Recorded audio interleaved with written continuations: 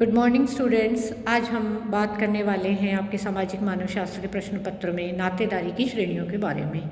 अभी तक हम नातेदारी के अर्थ और नातेदारी के भेदों के बारे में जानकारी प्राप्त कर चुके हैं। तो हम देखते हैं कि हमारे जितने भी नातेदार हैं उनसे हमारे अलग अलग प्रकार के संबंध होते हैं और यह संबंध जो हैं वो उनके साथ निकटता या घनिष्ठता या संपर्क के आधार पर पाए जाते हैं। कुछ संबंधी हमारे बहुत निकट के संबंधी होते हैं और कुछ दूर के संबंधी होते हैं। तो इस निकटता, घनिष्ठता और संपर्क के आधार पर मुर्डाक ने 3 प्रकार की नातेदारी की श्रेणियों की चर्चा जो है वो हमारे सामने की है, जिसमें कि सबसे पहले वो बात करते हैं प्राथमिक संबंधियों की। प्राथमिक संबंधी वे संबंधी होते हैं जिनसे हमारा सीधा संबंध होता है, जिन्हें संबंध प्रकट करने के लिए बीच में कोई व्यक्ति नहीं होता है। और ये संबंधी 8 प्रकार के होते हैं, जिनमें 7 जो हैं वो रक्त के संबंधी होते हैं और 1 जो है वो विवाह का संबंधी पाया जाता है। जो विवाह का संबंधी है वो पति और पत्नी का संबंध जो है वो प्राथमिक संबंधियों में पाया जाता है। और 7 प्रकार के संबंधियों में माता पुत्र, माता पुत्री, पिता पुत्र, पिता पुत्री, भाई भाई, बहन बहन और बहन भाई, ये 7 संबंध जो हैं वो प्राथमिक संबंधियों के बीच में पाए जाते हैं। ये हमारे प्राथमिक संबंधी कहलाते हैं। दूसरी जो श्रेणी वो बताते हैं उनको वो कहते हैं द्वितीयक संबंधी। इनसे हमारे जो संबंधों की चर्चा जब मुर्डाक करते हैं तो ये कहते हैं कि ये वे संबंधी हैं जो प्राथमिक संबंधी होते हैं। जैसे कि हमारे दादा का पिता के साथ संबंध है तो यह पिता हमारे प्राथमिक संबंधी हैं और दादा हमारे सेकेंडरी संबंधी जो हैं वो पाए जाएंगे। तो इस प्रकार से कोई भी ए व्यक्ति है उसका पिता के संबंध प्राइमरी संबंध होगा और दादा के साथ उसका सेकेंडरी संबंध पाया जाएगा। जब द्वितीयक संबंधियों की चर्चा की जाती है तो मुर्डाक कहते हैं कि ये द्वितीयक संबंधी आपस में एक दूसरे के साथ विवाह और रक्त दोनों संबंधों से जुड़े हुए होते हैं। और मुर्डाक ने 33 प्रकार के द्वितीयक संबंधियों की चर्चा हमारे सामने की है। इसके बाद तीसरा जो वो भाग करते हैं वो कहते हैं तृतीयक संबंधी। तृतीयक संबंधी वे होते हैं जो प्राथमिक के द्वितीयक या द्वितीयक के प्राथमिक संबंधी कहलाते हैं। तो हम यह देखते हैं कि प्राथमिक के द्वितीयक संबंधी हमारे कौन से होंगे। हमारा प्राथमिक संबंधी पिता है, पिता का प्राथमिक संबंधी भाई हमारा चाचा है और यदि हम चाची के साथ अपने रिलेशन को देखते हैं तो यह हमारी तृतीयक संबंधी के रूप में मानी जाएगी। तो प्राथमिक के द्वितीयक संबंधी जो हैं वो व्यक्ति के तृतीयक संबंधी होते हैं। यदि हम यह देखें कि द्वितीयक का प्राथमिक संबंधी हमारा तृतीयक संबंधी है तो इसको भी हम सेम एग्जाम्पल से समझ सकते हैं कि जो चाची है वह हमारी तृतीयक संबंधी कैसे हुई। चाचा हमारा द्वितीयक संबंधी होगा और इसकी प्राथमिक संबंधी चाची हमारी तृतीयक संबंधी कहलाएगी। तो मुर्डाक जब तृतीयक संबंधियों की चर्चा करते हैं तो वो कहते हैं कि व्यक्ति के जीवन में लगभग 151 प्रकार के तृतीयक संबंधी पाए जाते हैं। तो इस प्रकार से संपर्क, घनिष्ठता और निकटता के आधार पर हम संबंधियों या नातेदारों की श्रेणियों की बात करते हैं। तो ये हमारे कुछ तो बहुत पास के संबंधी हैं और कुछ दूर के संबंधी हैं। इनके साथ हमारे व्यवहार के तरीके जो हैं वो भी अलग अलग पाए जाते हैं। तो इस प्रकार से हम नातेदारी की श्रेणियों को समझ सकते हैं। इसके बाद हम बात करते हैं कि नातेदारी में संबंध संज्ञाएं किस प्रकार की होती हैं।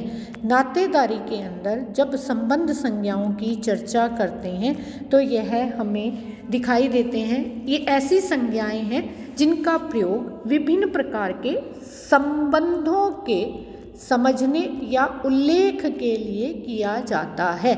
संबंधों का उल्लेख हम किस तरह से करते हैं उसको समझाने के लिए किया जाता है।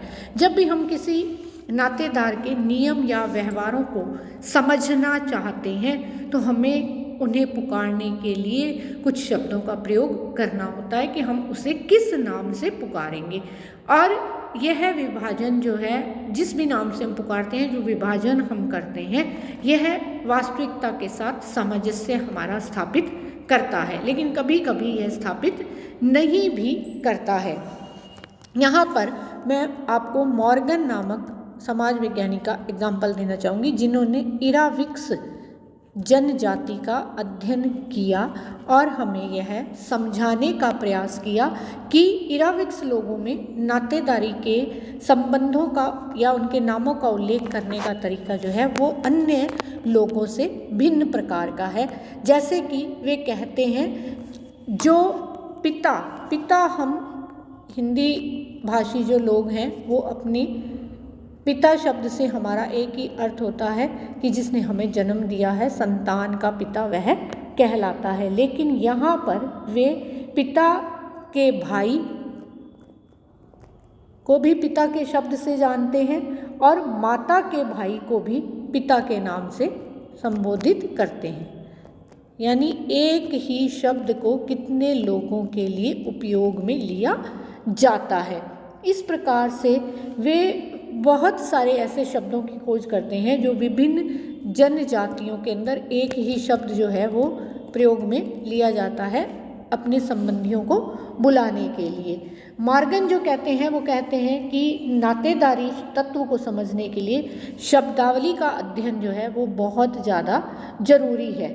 वे इस वर्गीकरण की एक पद्धति को काम में लेते हैं और हमें बताते हैं कि 2 प्रकार की संबंध सूचक संज्ञाएं इसमें काम में ली जाती हैं। 2 प्रकार की संबंध सूचक संज्ञाएं, ये संज्ञाएं आप देखिए, पहली जो है, पहली संज्ञा के रूप में ये बात करते हैं विशिष्ट संज्ञा की। जो विशिष्ट नाम से हम पुकारते हैं उसको ये बात करते हैं, हम किसी भी संबंधी को उसके विशिष्ट नाम से पुकारते हैं। जैसा कि मैंने आपको बताया कि जब हम पिता शब्द का प्रयोग करते हैं तो हमारा अर्थ जो है वो एक व्यक्ति विशेष से होता है कि हमारा पिता कौन है। संतान को जन्म देने वाला व्यक्ति जो है वो उसका पिता कहलाता है। तो इस प्रकार से हम अपने समाजों में देखें तो पुत्र, पत्नी, माँ, ये सब एक विशिष्ट शब्द हैं और जैसे ही हम कुछ बोलते हैं तो हमें इनका अर्थ जो है वो समझ में आ जाता है। ये पहली संबंध सूचक संज्ञा है। जब हम दूसरी संबंध सूचक संज्ञा की बात करते हैं उसको ये कहते हैं वर्गात्मक पद्धति। पहली जो है वो विशिष्ट पद्धति थी, दूसरी जो है वो वर्गात्मक पद्धति कहलाती है, जिसके अंतर्गत वो चर्चा करते हैं कि विवाहमूलक जो संबंधी हैं उनके लिए एक शब्द का प्रयोग किया जाता है और उनको हम एक ही नाम से पुकारते हैं। जैसे वो एग्जाम्पल यहाँ पर हमारे सामने रखते हैं, असम के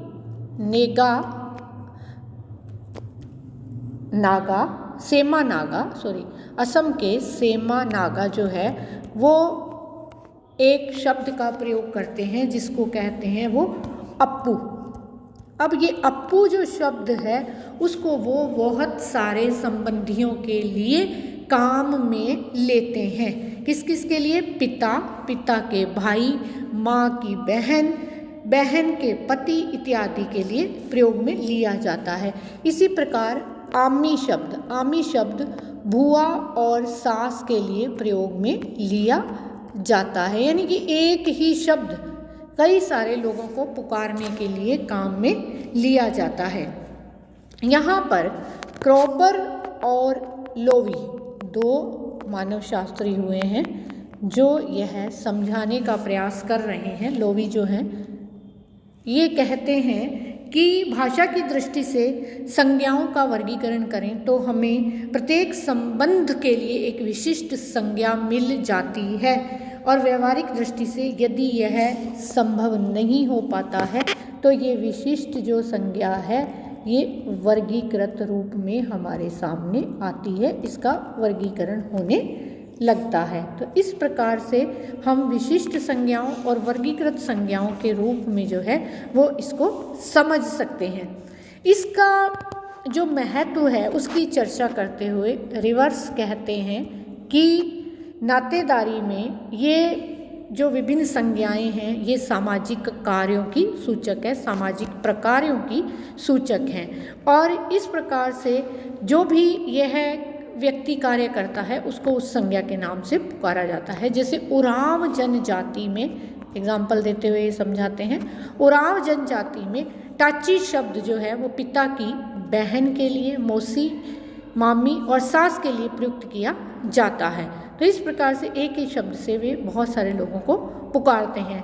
मार्गन ये कहते हैं कि हम इसको एक ही संज्ञा से क्यों संबंधित करते हैं। जब हम आदिम युग की बात करते हैं तो आदिम युग में यौन साम्यवाद की स्थिति थी, यानी कि व्यक्ति जो है वो कहीं भी ऐसा नहीं था कि किसके साथ विवाह करेगा, नहीं करेगा, किसके साथ संबंध स्थापित करेगा।